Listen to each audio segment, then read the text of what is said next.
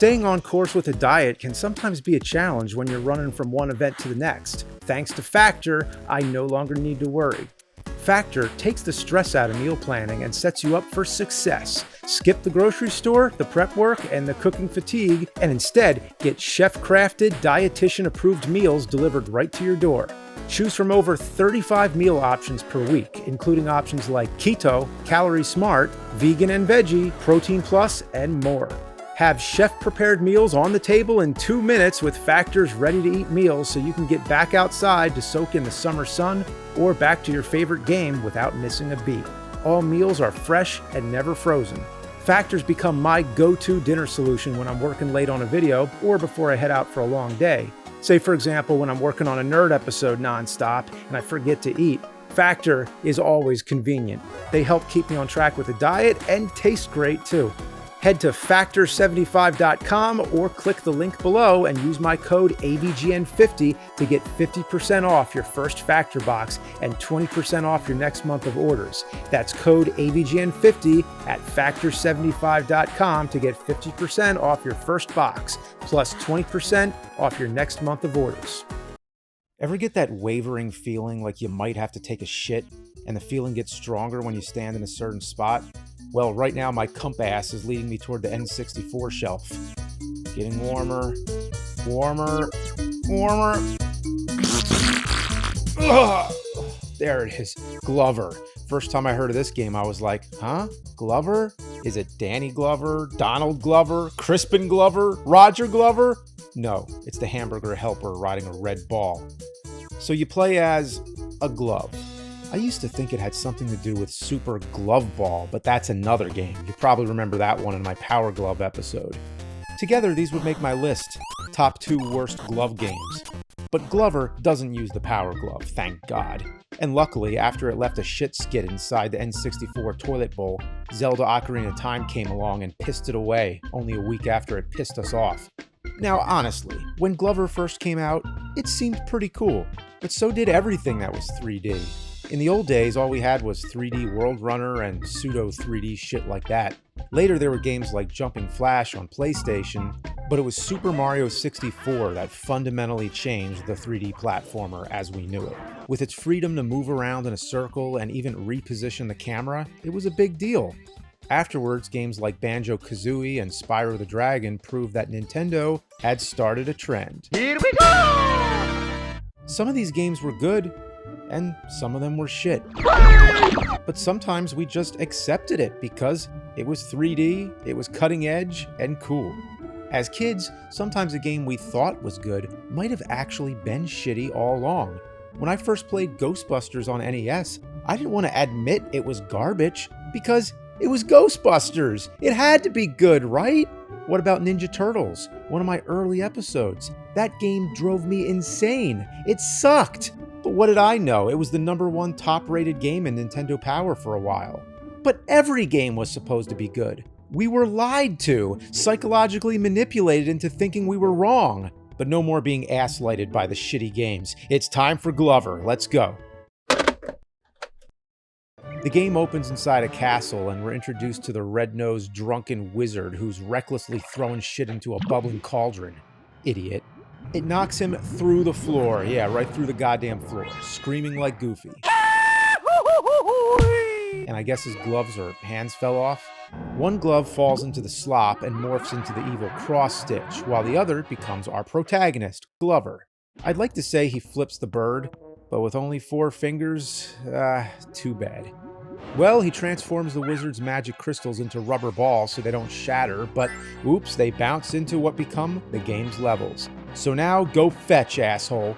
That would have made a better title. They should have called it that. So, that's the plot. The gameplay is far more complicated, and I'll tell you what, it's very ambitious and creative, but there is a huge learning curve, so if you rented it from the video store, you'd better hope the last person returned the manual. And you would also need those strategies from Nintendo Power, issue 114. It had a whole section with tips and tricks for each stage, but why would you care? Look what's on the cover. The goal is to collect 6 missing crystals and return them to the center of the castle to save the wizard and the kingdom. For every crystal you bring back, new worlds unlock. Much like Mario 64, the castle grounds act as your hub, connecting all the worlds. Each world has 3 levels, a boss fight, and a bonus stage, and they're all based on specific themes: Atlantis, Carnival, Pirates, Prehistoric, Fortress of Fear, and Out of This World. The game's helper character, Mr. Tip, is a wizard's hat with googly eyes that give you tips, because it's one of those type of games where you need everything explained to you every step of the way. Kind of like that annoying office assistant, Clippy. You use the B button to talk to him, but that's the same button to bounce the ball, so sometimes this kind of shit happens. Come on! I hate these type of characters. Pickle. Pickle, pickle, pickle, pickle, pickle, pickle, pickle. Okay. All right. Pickle, pickle, pickle, pickle. Okay. All right. Shit, pickle. Pickle, pickle, pickle, pickle, pickle, pickle, pickle. Shit, pickle. Thanks for the advice. Shit, pickle. Anyway, Mr. Tips is always showing up, telling you to do this, do that, tells you to collect Garibs. Wait. Garibs? Collect Garibs to score points. Get 50 and win an extra life. Wow, that would help. If I knew what fucking Garibs are!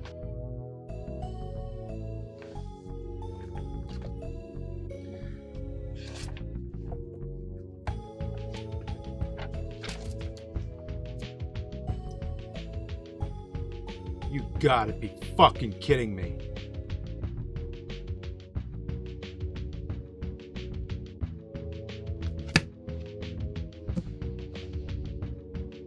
I also need to comment on this bird. Tell me, what are you hearing? Is it just me, or does the bird have gas?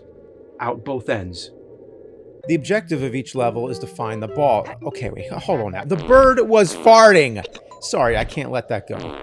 Anyway, you get the ball to the end goal while solving puzzles and avoiding obstacles. These obstacles range from your standard pitfalls and spike traps to spinning platforms, blowing fans, giant snowballs, falling rocks, etc. It's like playing Marble Madness, but if you also had to move a hand around to guide the ball by dribbling, smacking, throwing, and running on top of it. I don't even know where to begin with describing these controls. When you're running on the ball, for example, you have to be pushing the joystick in the opposite direction you're trying to go. You have to train your brain to think in reverse.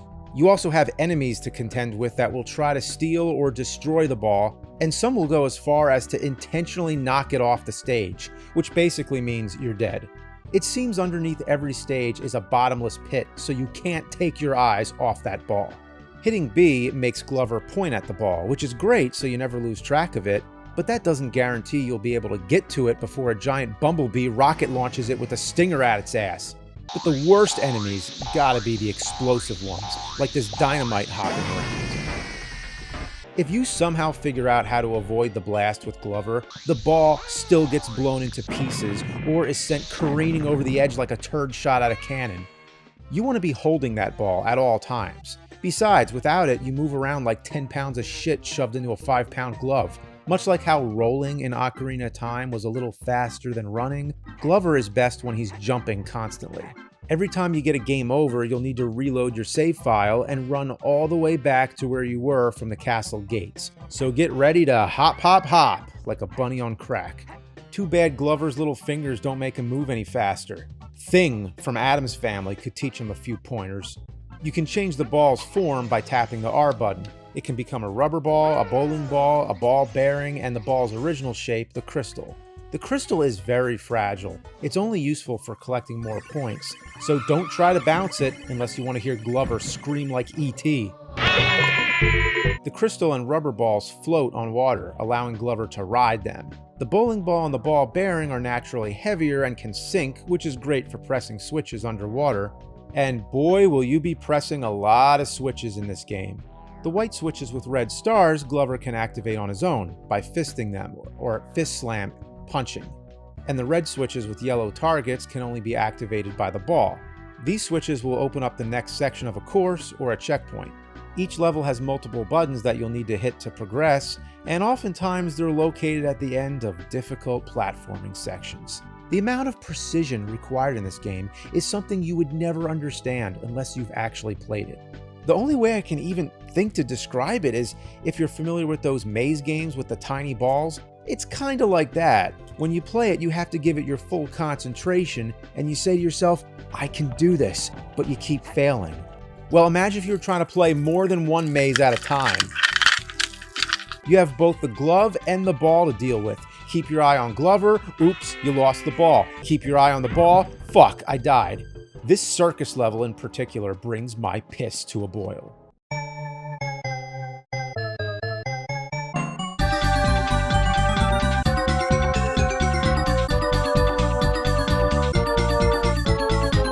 Let me ask you a question. What comes to mind when you think of the circus? You know, clowns, cotton candy, fire breathers, acrobats, a giant blue ball sack? What were they thinking?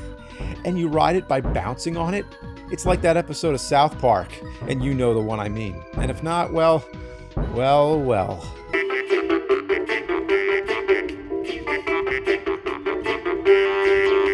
But check out this part. First, you need to cross two swinging pirate ships, but the momentum flings Glover and the ball around like rag dolls. Every time I try to get on this damn thing, it either tosses me like a frisbee or the ship moves and I fall to my death. Fuck. Here we go. Here. Oh.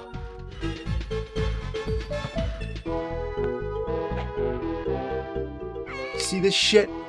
Up until this point, most of my deaths were the result of me not totally grasping the controls or some bad camera angles, but now it's as if the game is actively fighting against me. What the fuck was that shit? All right, there we go. All I gotta do is bounce it. You just gotta time it right. There we go. Not a problem. Not a problem. And what the fuck? Okay, your mother.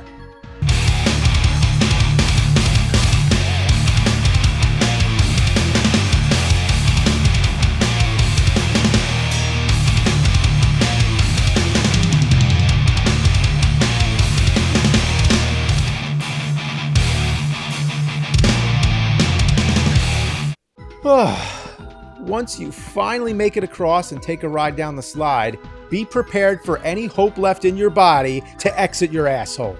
Ahead of you is a winding, checkered path. Seems straightforward enough.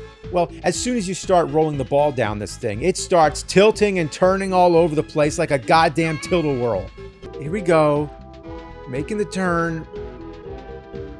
Whoa. What the fuck happened? If the pirate ships were the 8th circle of hell, this is certainly the 9th. Maybe what I need is the Power Glove. And I don't mean the NES Power Glove. I mean the N64 Power Glove. You think I'm kidding? Do you think I'm kidding?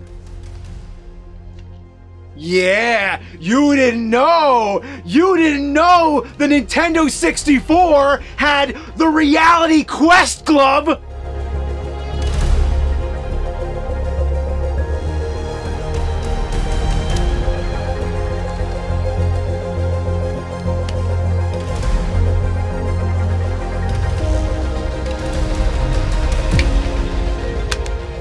Yeah, now let's crank it up to 11. Smell the glove!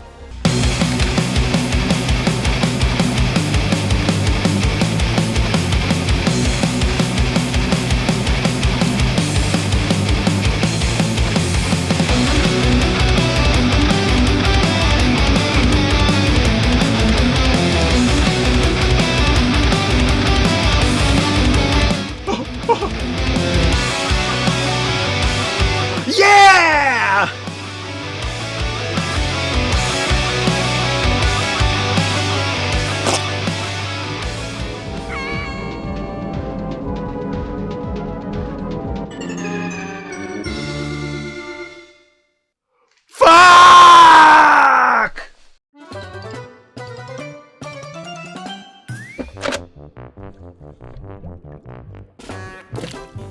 Want to see a magic trick? How about a magic shit? Ah! Oh! Oh! Oh! Oh! Oh! Oh! Oh! Oh!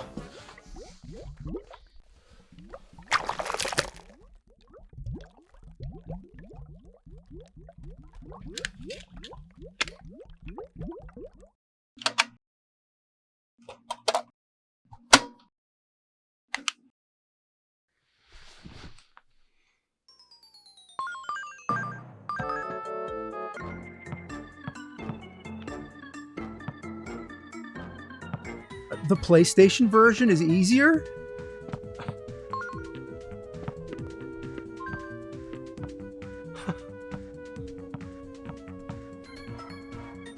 It's a walk through the park. It's... Oh. Why didn't I play this one instead?